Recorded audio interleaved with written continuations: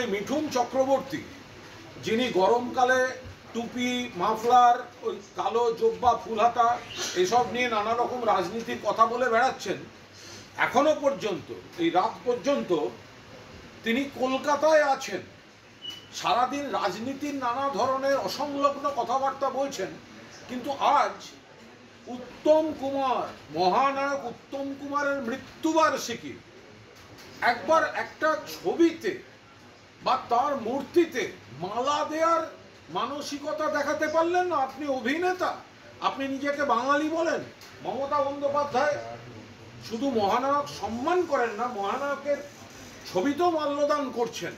মহানায়ক সম্মান অনুষ্ঠান হয়েছে, তো আপনি নাকি অভিনেতা, আপনি নিশ্চয়ই অভিনেতা, এসব নিয়ে কোনো কথা নেই, কিন্তু মানসিকতাটা কোথায়? সিদ্ধান্তটা পুরো বিজেপির কাছে বিকিয়ে দিলেন।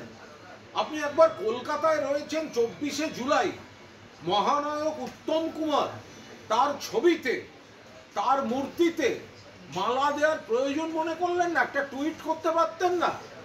একটা পোস্ট করতে পারতেন না? আপনারা মুখে নিজেদের বাঙালি বলেন,